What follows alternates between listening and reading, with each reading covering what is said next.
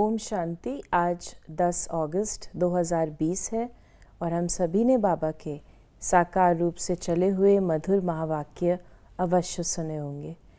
आज की मुरली का और अधिक स्पष्टीकरण देने के लिए हमारे साथ हैं आदरणीय आशा दीदी। ओम शांति दीदी। ओम शांति। बाबा ने कहा, मीठे बच्चे, अपने स्वधर्म को भूलना ही सबसे बड़ी भूल है। अभी तुम्हें अभूल बनना है, अपने घर और राज्य को याद करना है। कहीं मैं कह रही थी शिव बाबा है भोलानाथ और हम लोग हैं भूलानाथ। बहुत कुछ भूले हैं। क्या क्या भूले हैं? हम अपने आप को ही भूल गए। मैं कौन हूँ ये भूल गए और इस पहेली को हमने सबसे बड़ी पहेली जिंदगी की बना लिया। मैं हूँ कौन? जब मैं अपने आप को भूली तो उसके साथ जो मेरी नेचर है, जो मेरा धर्म है, उसको भी मैं भूली। स्वधर्म। अब यहाँ पर दो रूप से हम ले सकते हैं। एक है अपना धर्म, नेचर, और दूसरा है अपना असली स्वधर्म हमारा क्या है। तो मेरी नेचर क्या है? मेरी नेचर है शांत, पवित्रता। धर्म करते धारणा। तो मेरी नेचर क्या है? शांति, पवित्रता। ये मेरी नेचर है। ये भी मैं भूल गई। और शांति पाने के लिए कितना भटकना शुरू कर दिया कि मुझे शांति मिले, शांति मिले। शांति कैसे मिलेगी? शांति कोई बाहर तो नहीं है। तो आपका स्वधर्म है, उसको रियलाइज करो, अभ्यास करो, तो स्वधर्म आपको महसूस होगा। फिर हम अपने घर को भी भूलें। आए किस लिए थे और क्या कर बैठे? तो अपना घर भी भूला, स्वयं को भूले, अपने पिता को भूले, अपने घर को भूले, अपने पाठ को भूले और वापस जाना ये भी भूल गए। कितनी बातें हम भूले हैं। तो बाबा कहते हैं अब अभूल बनो। अभूल अर्थात इन बातों को स्मृति में रखो। ये तुम पाठधारी हो। बिना स्मृति के, बिना इस नॉलेज के ही तुम जिंदगी चला रहे हो। इसीलिए जिंदगी में आपको कठिनाई महसूस होती है दुख के रूप से। इन बातों को जान लो तो सुखी हो जाओगे। फिर बाबा ने आज का जो मुरली से जो प्रश्न है पूछा गया है कि आप बच्चों की कौन सी अवस्था ही समय के समीपता की निशानी है। आप बच्चे जब याद की यात्रा में सदा मस्त रहेंगे, बुद्धि का भटकना बंद हो जाएगा, वाणी में याद का जौहर आ जाएगा, अपार खुशी में रहेंगे, घड़ी घड़ी अपनी सत्युगी दुनिया के नज़ारे सामने आते रहेंगे। तब समझो समय समीप है। विनाश में टाइम नहीं लगता, इसके लिए याद का चार्ट बढ़ाना है। बहुत सारे काम हैं, लेकिन एक ही चीज़ में लो इसमें से कि समय की समीपता हमको महसूस तब होगी जब हमारे अंदर आने वाली दुनिया के संस्कार इमर्ज होंगे। सबका ध्यान अपने पुरुषार्थ पर, सबका ध्यान अपनी उन्नति पर, सबका ध्यान घर वापस लौटने पर, और सब तरफ वैराग्य की वृत्ति। सब तरफ वैराग्य हो, वो निशानी है कि अब लास्ट है। लेकिन चलो लास्ट तो है सो है। समय तो रुकने वाला नहीं है। वो तो आ ही जाएगा और अपने समय अनुसार आ ही जाएगा। लेकिन सवाल ये है, क्या सच में मैं उस समय को एक्सेप्ट करने के लिए तैयार हूँ? वो समय जो आने वाला है उस अनुरूप क्या मैंने अपने जीवन की धारणाएं बनाई हैं, वो संस्कार मैंने धारण किए हैं। मैं समय की समीपता को क्यों चाहती हूँ? क्यों? क्या कारण? क्या कौतूहलवश ये आएगा नहीं आएगा ये क्या? या मैं अपनी सीरियसली प्रिपरेशन कर रही हूँ वहाँ जाने के लिए? ये है सवाल। अगर मैं सीरियसली प्रिपरेशन कर रही हूँ वहाँ जाने के लिए, तो जितने मेरे संस्कार दैवी होते जाएंगे, मुझे महसूस होगा वो समय समीप है। और अगर संस्कारों में ही परिवर्तन नहीं, फिर तो कलयुगी हैं और कलयुगी ही रहेंगे। यानी हमारे लिए जो समय बदल रहा है, बाकी तो जाने वाले चले जाएंगे विनाश में, लेकिन इस स्वरूप से जाएंगे, यानी जो सतयुग में पहले में जा रहे हैं, उनको ये निशानियां आभास में होंगी। सबको ये निशानियां समझ में नहीं भी आएंगी। इसका मतलब ये भी हुआ। बाबा ने कहा, बाप तो न कभी शरीर में आते न भूल करते हैं, वो तो थोड़े समय के लिए तुम बच्चों को सुख धाम का और अपने घर का रास्ता बताने के लिए इनके रथ में आते हैं। न सिर्फ रास्ता बताते हैं, परंतु लाइफ भी बनाते हैं।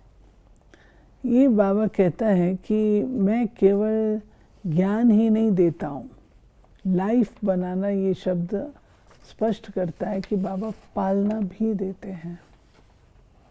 ज्ञान देना ये है, एक बार सारा ज्ञान सुना दिया, फिनिश हो गया। लेकिन जो बाबा रोज मुरली सुनाता है, रोज हम बच्चों को अंडरलाइन कराता है, ये बाबा की पालना है। तो बाबा कहते मैं तुम्हारी लाइफ बनाता हूँ। रोज सुनाएगा, रोज पढ़ाएगा, रोज श्रीमत देगा, रोज हम बच्चों की नब्ज देखेगा, उस अनुसार मुरली चलाएगा। ये सब उसकी पालना है। और एक विशेष बात है कि शिव बाबा हम बच्चों का माता पिता, शिक्षक, गुरु, गाइड सब कुछ है। इसका अनुभव कैसे कराएगा? वतन से बैठ के तो नहीं कराएगा। इसका अनुभव इस सृष्टि पर उतर करके ही तो कराएगा, और ब्रह्मा रथ के माध्यम से कराएगा। ब्रह्मा रथ को अडॉप्ट करता है, उसके मुखारविंद से बोलता है, उसके नैनों से हमें दृष्टि देता है, मुस्कुराता है। ये सब क्या है? पालना है ना। तो शिव बाबा मात्र हमें ज्ञान नहीं देते हैं। ज्ञान तो एक दिन में सुना के पूरा कर सकता है, लेकिन उसकी पालना वो इम्पोर्टेंट है। उससे ही हमारी लाइफ बनती है, और वो पालना बाबा हमको 84 वर्षों से लगातार दे रहे हैं। फिर बाबा ने कहा, बाबा ने बेगर का अर्थ बतलाया कि बेगर अर्थात तमो प्रधान। जैसे कई समझते हैं कि क्राइस्ट भी पुनर्जन्म लेते लेते बेगर बन जाते हैं, जैसे तुम भी बेगर हो ना, और बेगर यानी तमो प्रधान। हमको बाबा बेगर का मीनिंग बहुत गहरा बताते हैं। लोग तो बेगर उसको समझते हैं जिसके पास कुछ धन संपत्ति नहीं है और वो मोहताज। लेकिन जब बाबा हम बच्चों को बताते हैं बेगर का मतलब, बाबा कहते हैं तुम्हारे पास कितनी धन संपत्ति क्यों ना हो, जब तक तुम पूरे बेगर नहीं बने हो, तुम प्रिंस नहीं बन सकते। तुम्हें बेगर बनना ही होगा। और बेगर का अर्थ क्या है? कोई मांगने वाले नहीं, वो रॉयल्टी नहीं है। हम मांगने वाले नहीं बनते हैं, लेकिन कुछ भी मेरा नहीं है। किसी चीज के ऊपर हम आधिपत्य न रखें, ये मेरी है, ये मेरी है माना, उसकी तो मैं मालिक हो गई ना। बेगर तो उसका भी बाबा कहते पूरे बेगर बनो, अर्थात कुछ भी आपका नहीं। वो बात ध्यान पे रखो।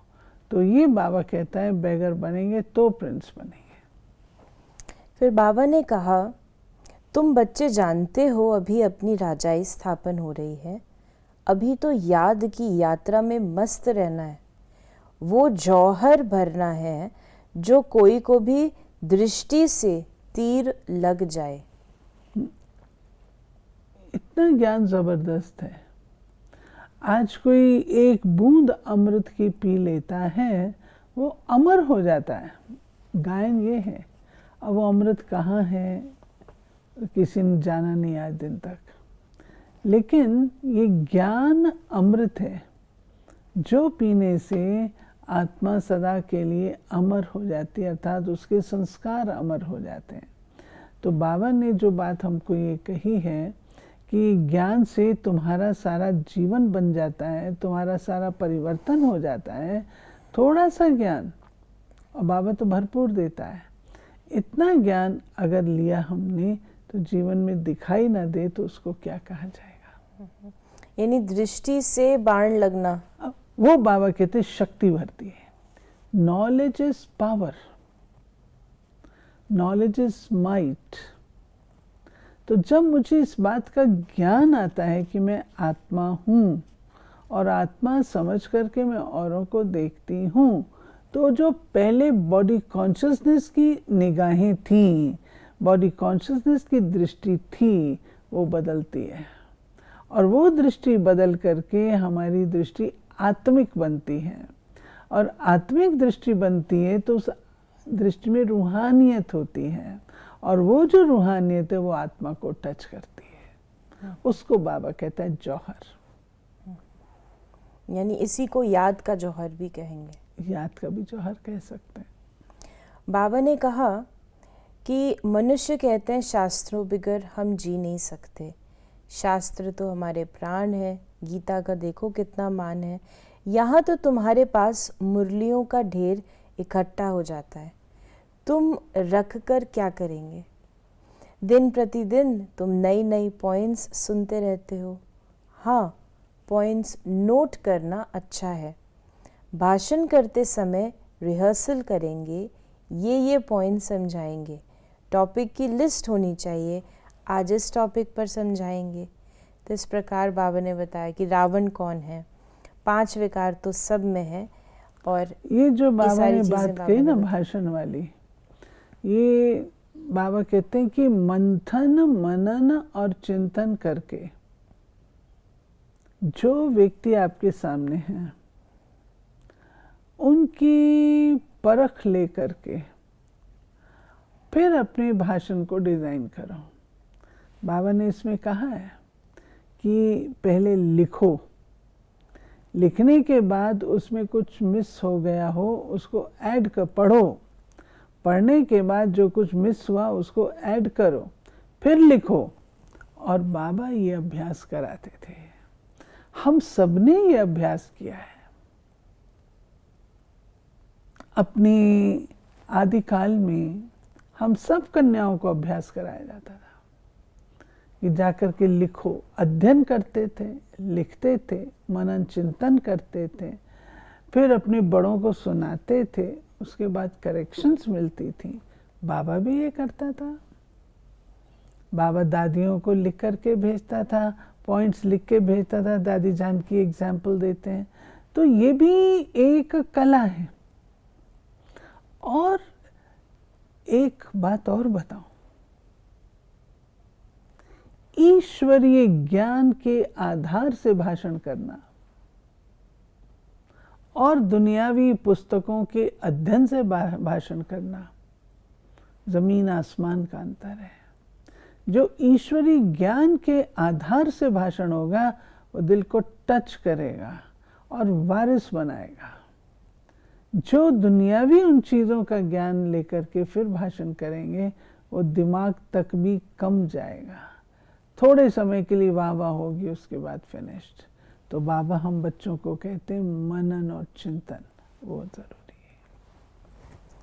आज का वरदान है, श्रेष्ठ वेला के आधार पर सर्व प्राप्तियों के अधिकार का अनुभव करने वाले पद्मा पदम भाग्यशाली भव। श्रेष्ठ वेला के आधार पर सर्व प्राप्तियों के अधिकार का अनुभव करने वाले पद्मा पदम भाग्यशाली भव। जो श्रेष्ठ वेला में जन्म लेने वाले भाग्यशाली बच्चे हैं, वो कल्प पहले की टचिंग के आधार पर जन्मते ही अपनेपन का अनुभव करते हैं वो जन्मते ही सर्व प्रॉपर्टी के अधिकारी होते हैं। जैसे बीज में सारे वृक्ष का सार समाया हुआ है, ऐसे नंबर 1 वेला वाली आत्माएं सर्व स्वरूप की प्राप्ति के खजाने के आते ही अनुभवी बन जाते हैं। वे कभी ऐसे नहीं कहेंगे कि सुख का अनुभव होता, शांति का नहीं, शांति का होता, सुख का व शक्ति का नहीं, सर्व अनुभवों से संपन्न होते हैं। ये बाबा ने कहा कि जो वारिस क्वालिटी आत्माएं हैं, जो घराने की आत्माएं हैं, जो समीप की आत्माएं हैं, उनके अनुभव की बात कही गई है कि सर्व प्राप्तियों का अनुभव भी वो करेंगे और अधिकार होगा। जैसे कोई बच्चा अपने घर में अधिकार रखता है, ऐसे वो भी इन सब गुणों पर, शक्तियों पर, प्रॉपर्टी पर, बाबा के दिए हुए वर्षे पर अपना अधिकार से उनको अपनापन महसूस होगा। ये बहुत इम्पोर्टेंट चीज़ है। एक होते हैं सगे बच्चे, एक होते हैं लगे बच्चे। बाबा मुरलियों में कहते हैं सगे बच्चे क्या होते हैं, उनको ऐसे लगे कि मैं यहीं का था, मैं यहीं का था और यहाँ आ गया हूँ, और फिर से अपने घर में आके बड़ा खुश होता है। वो कोई क्रिटिसिज्म ये ऐसा ऐसा नहीं करेगा, एक्सेप्ट करेगा क्योंकि घर है मेरा। और जो लगे होते हैं वो इंस्टीट्यूशन के रूप से रहते हैं, दूसरे रूप से रहते हैं, तो उनको ये सब चीज़ें नज़र आती हैं। तो बाबा ने कहा जो श्रेष्ठ वेला में पैदा होने वाले हैं वो वारिस क्वालिटी हैं, अपने वाले हैं, और उनके पास ये सब है। वो सार रूप में बाबा को जाना माना, सब कुछ ले लिया, सब कुछ जान लिया। नहीं मुझे सुख का अनुभव नहीं होता, मुझे शांति का अनुभव नहीं होता, ये थोड़ी होता है। पिता पिता है, पिता जो अनुभव कराता है, बीज बीज है, बीज से सब कुछ वो अनुभव हो सकता है, उससे स्वरूप में आए। तो ये बाबा हम बच्चों को कह रहे हैं।